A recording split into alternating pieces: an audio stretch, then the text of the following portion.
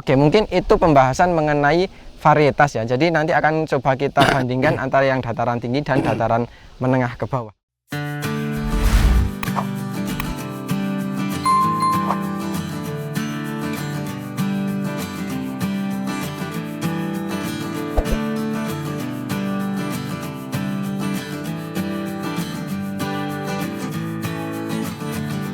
Kenapa kok tidak langsung di akarnya itu, Pak? Nah, khawatirnya nanti kalau musim hujan datang kan nggak langsung ke akar. Oh iya. Itu, makanya. Dikhawatirkan malah menimbulkan kematian, maka iya. lebih baik di tengah-tengah antara iya. tanaman ini. Iya, iya. Lebih irit juga ya, Pak? Iya, iya.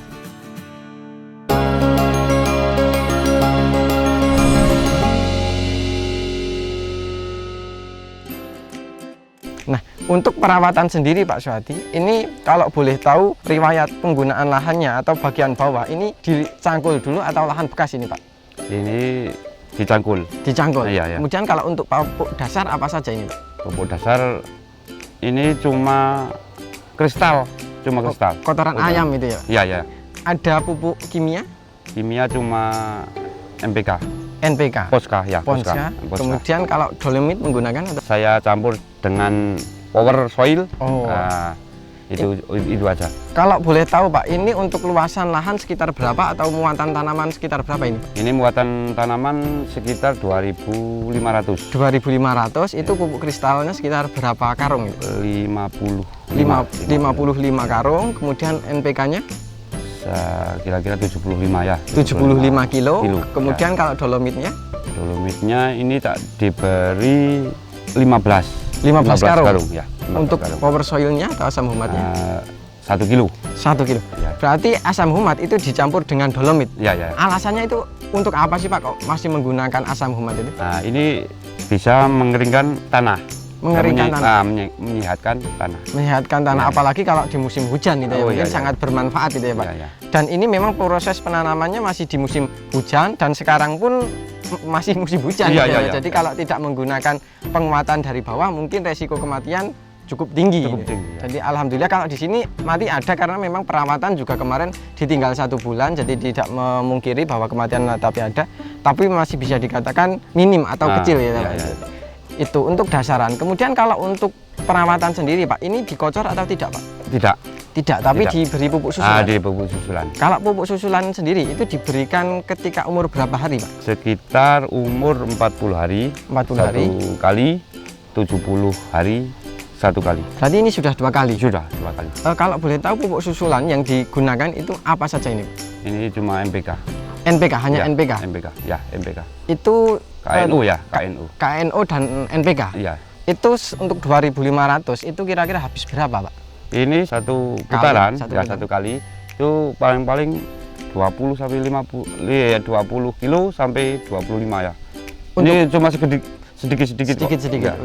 Itu di pas lubang tanam atau dibuatkan di lubang tengah-tengah ini Pak? Ini dibuatin di antara satu tanaman dengan tanaman yang lain. Berarti di tengah-tengahnya ya, ini. Tengah. Kenapa kok tidak langsung di akarnya itu Pak? Nah, khawatirnya nanti kalau musim hujan datang kan nggak langsung ke akar. Oh iya. Itu, makanya. Dikhawatirkan malah menimbulkan kematian, maka lebih baik di tengah-tengah antara tanaman ini. Lebih irit juga ya Pak? Iya.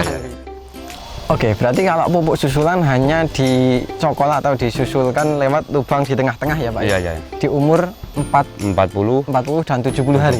70 hari dan sekarang belum lagi. Belum lagi. NPK dan KNO putih atau merah Pak? Putih.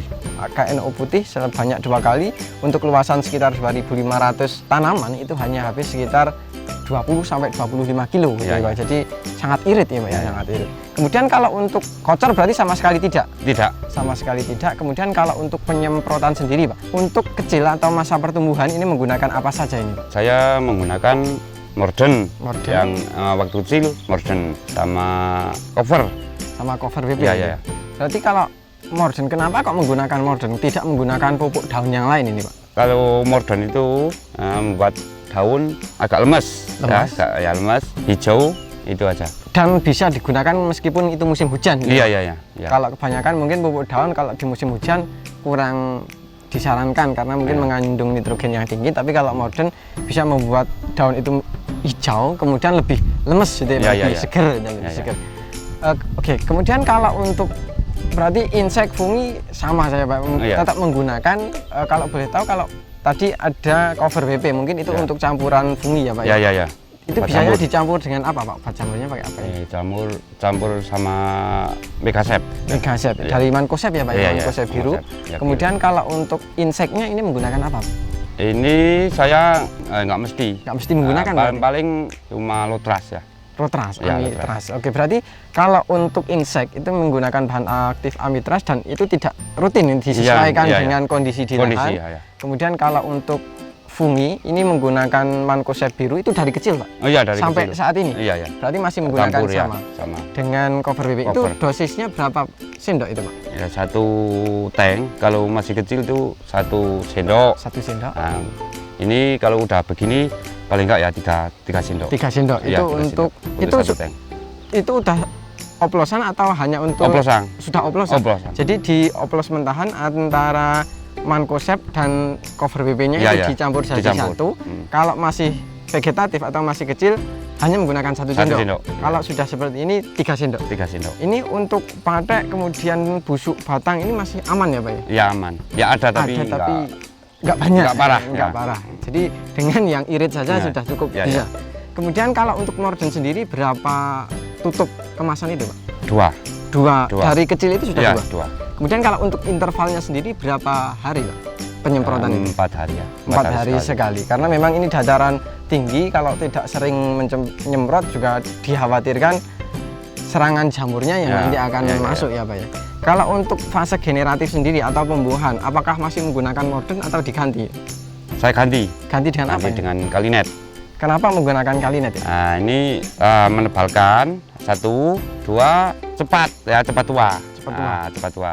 Jadi yang hijau itu cepat masak gitu Ah, ya, ya Pak? masak ya, ya.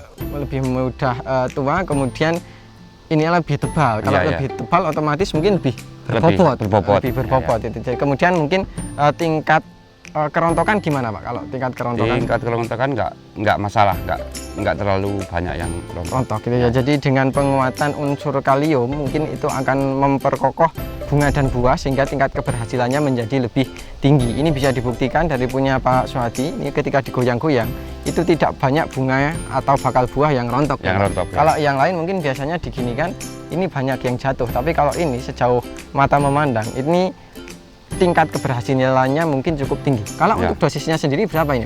Ini kalau Kalinet, kalau udah begini 3 tutup 3 sampai tutup. 4 ya, sampai 4 ya. 3 sampai 4 4, tutup per ya, ya. 16 liter. Ya, ya. Kemudian kalau untuk funginya masih sama seperti Sama itu? ya, sama. Jadi hanya Mancozeb biru ditambah cover WP. Hanya mungkin yang tadi awalnya 1 sendok, sekarang 3 sendok. Ya, itu kan. Intervalnya masih sama 4 hari sekali. Ya.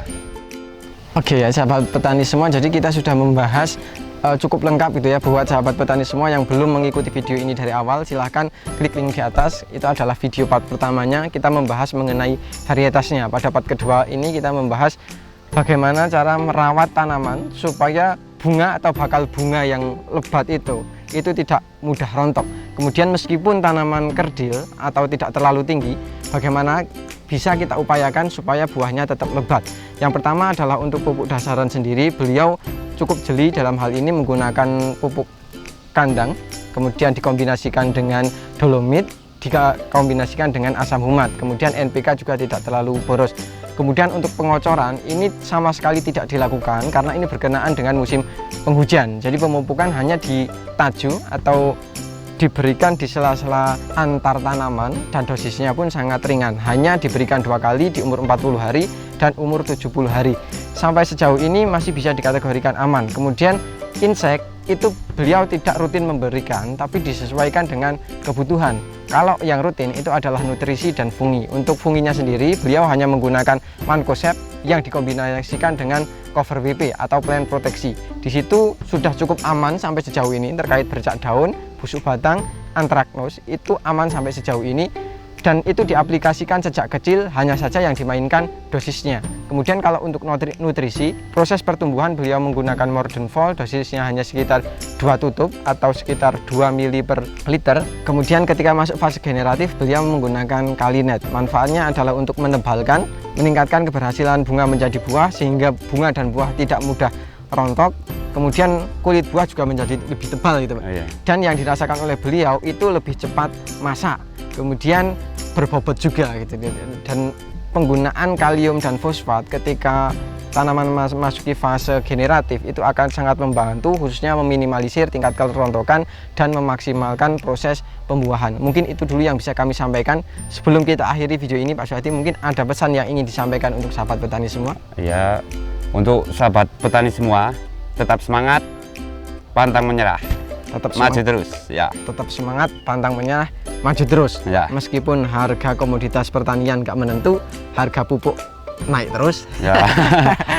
tapi tetap semangat, jangan Semangat, berkecil ya. hati, karena dengan menanam insya Allah akan ada harapan-harapan baru. Jadi sebisa mungkin kita mengusahakan tanaman kita bagus dulu ya Pak. Iya, iya, iya. Masalah harga belakangan ikut Iya. di pasar. Oke, mungkin itu dulu yang bisa kami sampaikan pada kesempatan kali ini. Terima kasih Pak Suhadi. Semoga Oke, apa ya. yang disampaikan dapat bermanfaat untuk kita semua. Terima kasih sahabat petani semua yang telah menonton video ini dari awal sampai akhir. Semoga video ini bermanfaat, dan apabila video ini bermanfaat jangan lupa klik like, comment, share, dan jangan lupa subscribe untuk tidak ketinggalan info-info terbaru dari kami. Terima kasih dari saya Zaki. Salam Mitra Bertani Indonesia. Wassalamualaikum warahmatullahi wabarakatuh. Dan sampai jumpa di video kami selanjutnya.